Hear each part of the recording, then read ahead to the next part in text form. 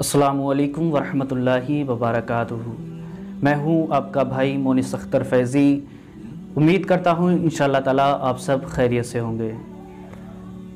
तो नाज़रीन इकराम, आप एक ख़बर बहुत तेज़ी से देख रहे होंगे, वायरल हो रही है। एक वीडियो बहुत तेज़ी से वायरल हो रही है टिड्डियों के बारे में।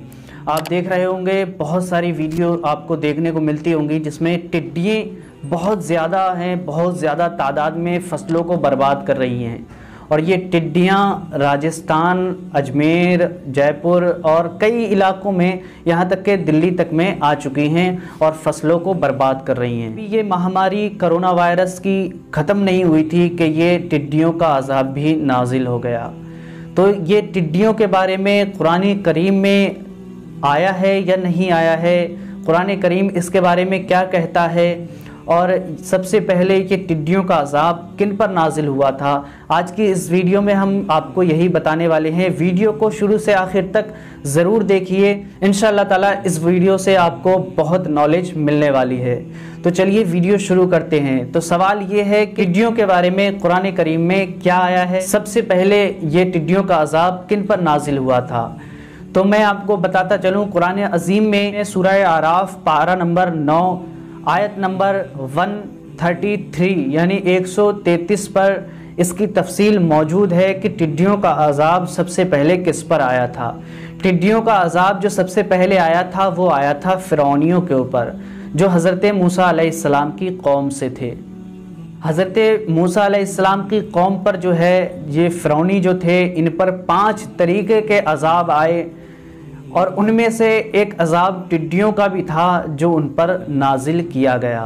हज़रत मूसा अलैहिस्सलाम की कौम में जो फ़िरौनी थे, फ़िरौनी ये बहुत सरकश थे और हज़रत मूसा अलैहिस्सलाम को बहुत ज़्यादा परेशान किया करते थे और बहुत ज़्यादा उन पर जुल्म किया करते थे।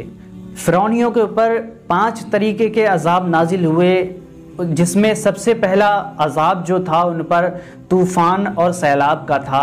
इस तरीके का तूफ़ान और सैलाब था कि ना तो वो कुछ खा पाते, ना कुछ पी पाते और ना सो पाते ठीक से और ना रह पाते, क्योंकि उस वक्त में ना तो बड़ी बड़ी बिल्डिंगें हुआ करती थीं, ना बड़ा बड़ा कुछ और हुआ करता था। यहाँ तक कि वो सैलाब मुसलसल कई दिन तक रहा और उस सैलाब का जो पानी था वो उनकी गर्दन तक रहता था, ना घटता था ना बढ़ता था।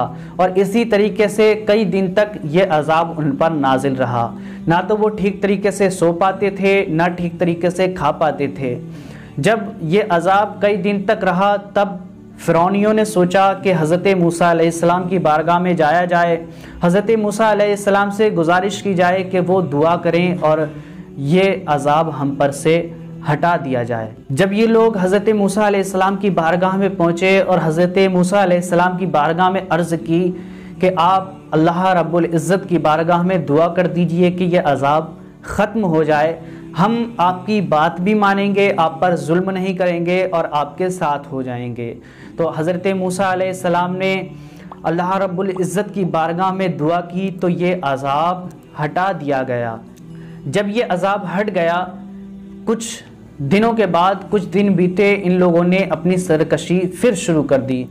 ज़मीन जो है बहुत ज़्यादा तर हो चुकी थी सैलाब की वजह से, तो उस पर फसलें भी बहुत अच्छी हुईं। कुछ दिन बीतने के बाद इन लोगों ने अपनी सरकशी फिर से शुरू कर दी और ये फिर से हज़रत मूसा अलैहिस्सलाम पर जुल्म करने लगे और इन अपनी सरकशी दिखाने लगे। फिर इन पर जो अज़ाब नाजिल हुआ वो था टिड्डियों का।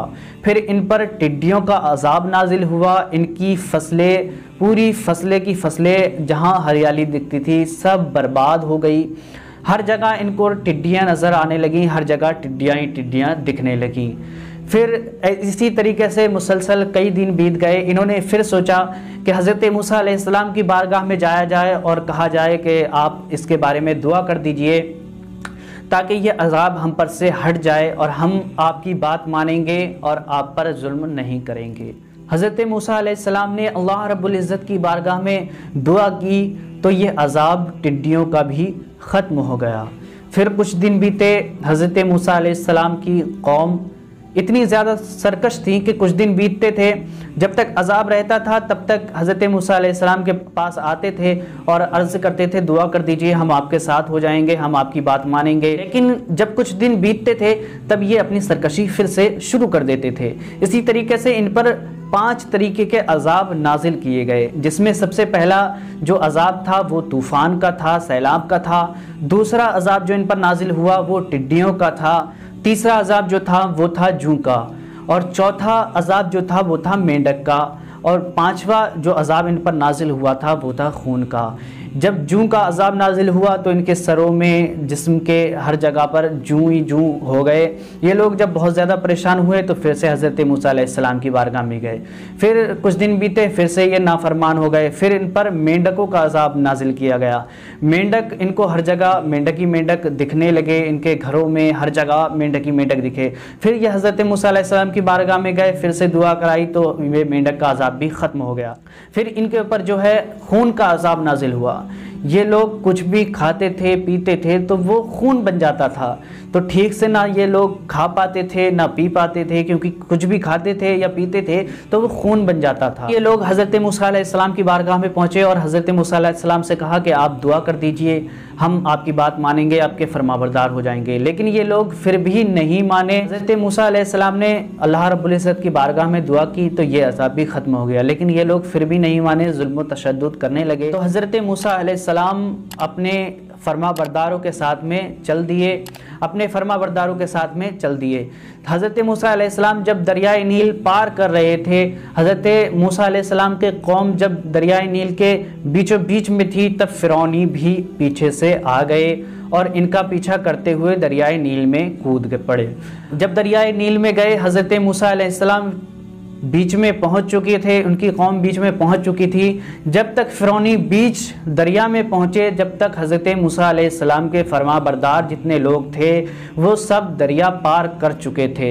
جیسے ہی حضرت موسیٰ علیہ السلام کے ایک ایک فرد جب دریائے نیل سے نکل گیا، پھر اللہ رب العزت نے ان پر جو دریائے نیل کا پانی تھا وہ مسلط کر دیا، ان کو اس میں ڈبو کر ہلاک کر دیا۔ اس طریقے سے پوری قوم کی قوم جو نافرمان تھی وہ برباد ہو گئی۔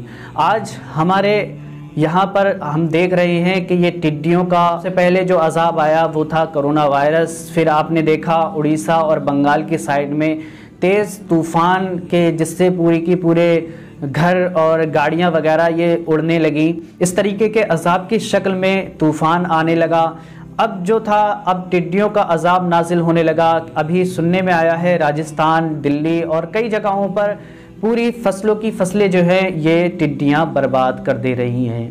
تو یہ سب ہمارے اعمال کا نتیجہ ہے جو ہمارے سامنے آ رہا ہے۔ بندے جو ہے اللہ رب العزت کی نافرمانی کر رہے ہیں، حضور صلی اللہ علیہ وسلم کے حکم کی نافرمانی کر رہے ہیں۔ آپ خود سوچئے، ابھی ہمارے بیچ سے رمضان المبارک کا یہ پاک مہینہ گزرا ہے، تو اس میں مسجدوں میں لاک ڈاؤن کی وجہ سے نماز نہیں پڑھتے تھے، لیکن نماز ہم گھروں پر بھی پڑھ سکتے تھے۔ جو لوگ مسجدوں میں پڑھتے تھے ان میں سے بھی کئی لوگوں نے اپنے گھروں پر نماز نہیں ادا کی، اور بہت سے ایسے لوگ بھی تھے جن کو یہ ایک موقع ملا تھا رمضان المبارک کے روزے رکھنے کا، انہوں نے بھی روزہ نہیں رکھا۔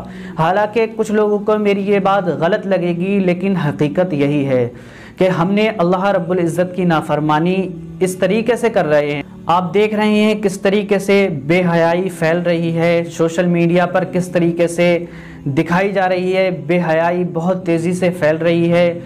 نبی کے فرمان کی، ہمارے آقا کے فرمان کی بے حرمتی ہو رہی ہے، تو ہم پر عذاب نازل نہیں ہوگا تو کیا ہوگا؟ تو ابھی بھی وقت ہے، مسلمانوں سدھر جاؤ، اللہ رب العزت کی تسبیح و تحلیل میں لگ جاؤ، اللہ رب العزت سے معافی طلب کرو، کیونکہ ابھی بھی توبہ کا دروازہ کھلا ہوا ہے، ابھی ہماری توبہ قبول ہو جائے گی۔ تو ابھی آپ زیادہ سے زیادہ توبہ کیجئے، تسبیح و تحلیل کیجئے، اور اللہ رب العزت سے استغفار کیجئے، اپنے گناہوں کی توبہ کیجئے۔ اللہ رب العزت ایک موقع دیتا ہے کہ میرے بندے سدھر جائیں، میری فرما برداری کریں۔ جب بندے فرما برداری نہیں کرتے ہیں اور پہلے عذاب سے سبق حاصل نہیں کرتے ہیں، تب ان پر دوسرا عذاب نازل کیا جاتا ہے۔ تو ناظرین اکرام، یہ ابھی شروعات ہے، کرونا وائرس اللہ رب العزت چاہے تو کیا نہیں کر سکتا ہے، سب کچھ اس کے اختیار میں ہے، وہ جو چاہے وہ کر سکتا ہے۔ تو ہم کو چاہیے کہ ہم اللہ رب العزت کی زیادہ سے زیادہ تسبیح و تحلیل کریں، اللہ رب العزت کے سچے دل سے فرما بردار بن جائیں، ہم اور قوموں کی طرح اس کے عذاب کی مذاق نہ بنائیں تو زیادہ بہتر ہے، نہیں تو اللہ رب العزت چاہے گا تو اس سے بھی بڑا عذاب نازل کر سکتا ہے۔ تو انشاءاللہ تعالیٰ امید کرتا ہوں کہ آپ کو یہ ویڈیو اچھا لگا ہوگا، اس ویڈیو سے آپ نے بہت کچھ سیکھا ہوگا، اور اللہ رب العزت کی زیادہ سے زیادہ تسبیح و تحلیل کیجئے، اپنے گناہوں کی مغفرت کیجئے۔ اللہ رب العزت ہم سب کو ان تمام عذاب سے محفوظ فرمائے، ہماری حفاظت فرمائے۔ اور یہ جو بیماری چل رہی ہیں ہر طریقے کی، جیسے ٹڈیاں ہیں یہ فصلوں کو برباد کر رہی ہیں، اور کرونا وائرس اور یہ طوفان وغیرہ جتنے بھی عذاب نازل ہو رہے ہیں، اللہ تعالیٰ ان سب سے ہم کو محفوظ فرمائے، ہمارے پورے ملک کو محفوظ فرمائے، پوری دنیا کو محفوظ فرمائے۔ انشاءاللہ تعالیٰ امید کرتا ہوں کہ یہ ویڈیو اچھی لگی ہوگی، تو اس ویڈیو کو لائک کر کے آگے شیئر ضرور کر دیجئے۔ ہو سکتا ہے آپ کے یہ میری بات کسی کے دل پر اثر کر جائے اور وہ سچے دل سے استغفار کر کے اللہ رب العزت کا فرما بردار بن جائے۔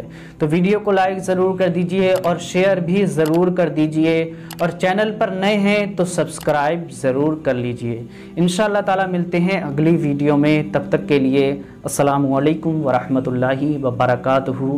اللہ حافظ۔